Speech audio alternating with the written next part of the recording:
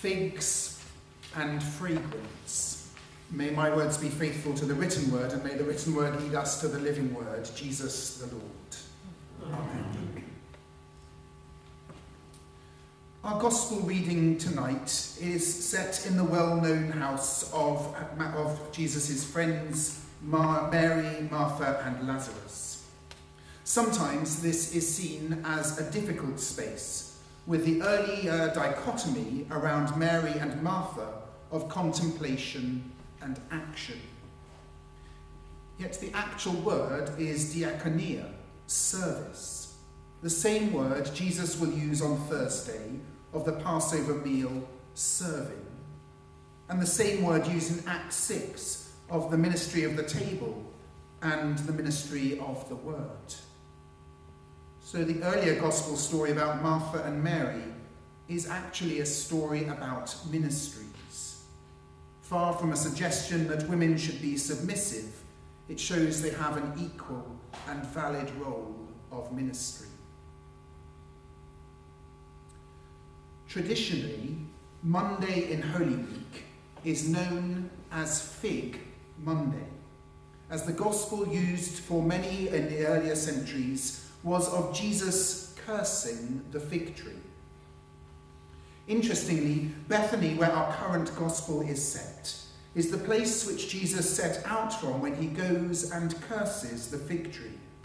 And Bethany is sometimes said to mean house of figs. And figs, as you may know, are often taken to stand for God's chosen people, Israel. And the church is, of course, the new Israel. You are the new fig. In our gospel tonight, we have the prefiguring of the meal and sacred oil that we will see again on Thursday, as our gospel is set in the house of figs.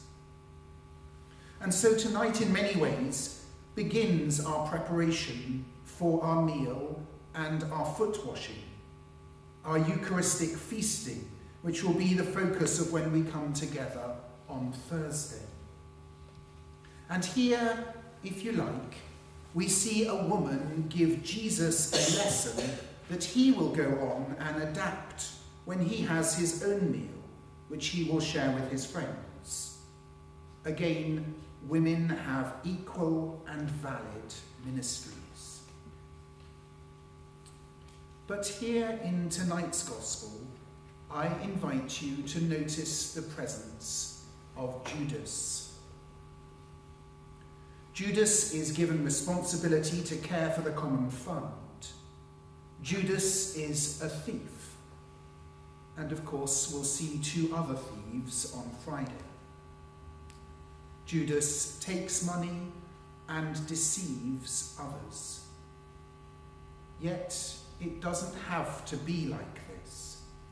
Like the fig of Israel, like the fig that you are, God gives opportunities to change.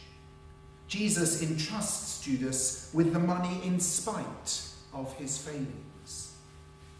Surely Jesus sees the inherent goodness of Judas when he created and sustained him in life, and sees the potential for change.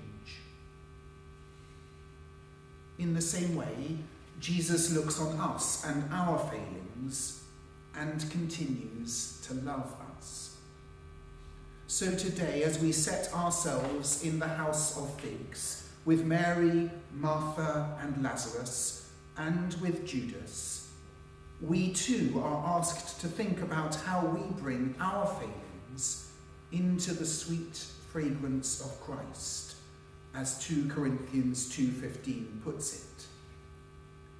This is the reality of what one person has said, that we are simile justus et speculata. We are saint and sinner simultaneously. The line of good and evil runs through each person, and that justice and forgiveness are inextricably linked. Many have wondered from the earliest times about the salvation of Judas. In medieval times, Judas was depicted as the epitome of evil. But earlier ancient Christian writers were at least somewhat sympathetic to Judas. The problem with Judas, and maybe with you and with me, is not that he was unable to be forgiven because of the enormity of the crime, but, as Origen suggests, the limits of his own capacity to accept forgiveness. The choice we all have to face is not whether to be good or bad, but whether we will accept or reject God's love. Each of us has to decide whether to trust and reach out to love or to stay closed up. The focus on Judas is one picked up in a custom in Brazil, where in Lent people use straw to make life-size effigies of Judas. Often the Judas effigy is beaten and sometimes even shot through with fireworks, before the depiction of Judas is placed atop a large bonfire and burned. Perhaps this can be seen as a Girardian representation of all within us that is not of God, and that needs to be brought into the sweet fragrance of Christ, as the House of Figs once again gives us a chance to change. Tonight, I invite you to set down the things where you struggle to know God's forgiveness, embracing the depth of all redeeming love. Now, later in the week, Judas will not be at the cross. One of the few sayings attributed to him, however, comes just prior to the crucifixion and seems to echo around when Jesus speaks his first word. When, just hours before Jesus has predicted his betrayal, Judas said, "Surely, Rabbi, not me." Judas's incredulity, whether feigned or real at that point, seems to continue from here to the end. He moves from being unable to imagine the betrayal prediction as about him, to being unable to imagine the offer of forgiveness as forgiveness for him. Is not this the case with us too? Whether about forgiveness for ourselves or for others? This reminds me of some words of Austin Farrer. God forgives me with the compassion of his eyes, but my back is turned to him. I have been told that he forgives me, but I will not turn and have the forgiveness, not though I feel the eyes on my back. God forgives me, for he takes my head between his hands and turns my face to his to make me smile at him. And though I struggle and hurt those hands, for they are human though divine, human and scarred by nails, though I hurt them, they do not let go until he has smiled me into smiling. And that is the forgiveness of God. Judas, at this point in the week, reminds us of our own deep-seated objections to Judas's forgiveness, but also to our own forgiveness. Tonight we see the treasury of God's grace on offer to Judas, and that treasury of grace, figs and fragrance, available for you too. We have begun to see that to sing is to pray twice. Singing is a bodily entity that brings us into community.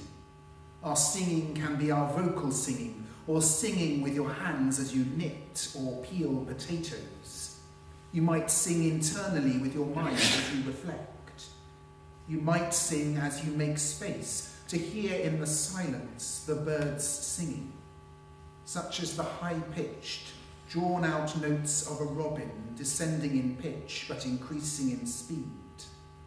Or as one of the Cappadocian fathers put it, all your works echo the silent music of your praise.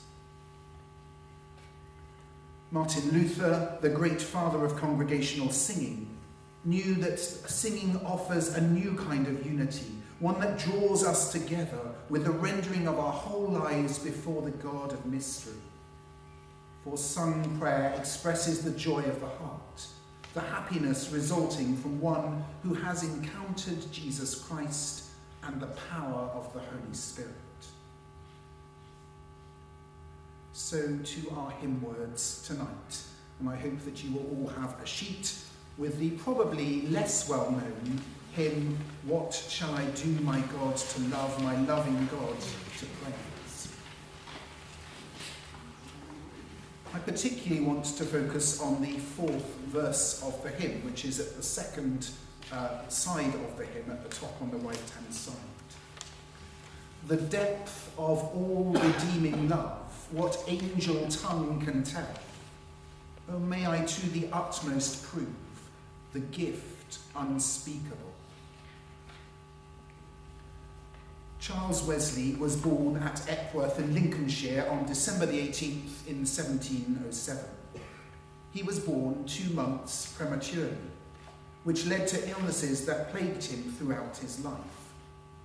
He studied down the road at Christ Church, Oxford, where he wrote these words.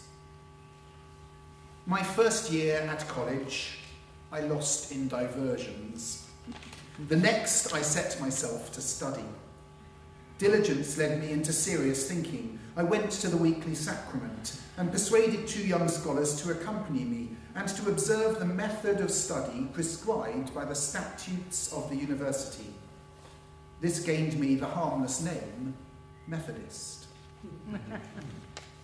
During his life, Charles wrote between 5,000 and 10,000 hymns and poems, which, as we saw yesterday, he would have swapped just for those words of Isaac Watts's hymn.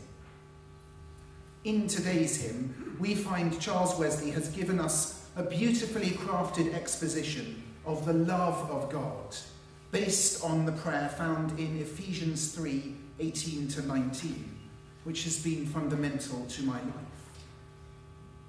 I pray that you may have the power to comprehend with all the saints what is the breadth and length and height and depth, and to know the love of Christ that surpasses knowledge, so that you may be filled with all the fullness of God.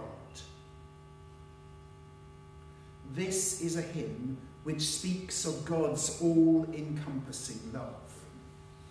The height of perfections, as we will see on Thursday, is the depth of humble love. Tonight we have a foretaste, as here in our hymn, we see on this Fig Monday the power of change that the depth of all redeeming love brings, even to those parts of ourselves that are like Judas. And so I invite you to reflect on how you might be like Judas and resistant to the all-redeeming love of the God who forgives, even those parts of ourselves we find so hard to forgive. At the end of the service, I will give each of you a small card to remind you of the depth of all redeeming love, what angel tongue can tell. Oh, may I to the utmost prove the gift unspeakable. This is a hymn that reminds us that God will smile us into smiling as we encounter the fig and the fragrance, the divine compassion available for us all. It challenges us to make of our own hearts, unworthy as they are, a throne for God. And so we continue with small steps our journey this week, which I invite each and every one of you to join in with me as we survey the wondrous cross and note the depth of all redeeming love, mindful that to sing is to pray twice.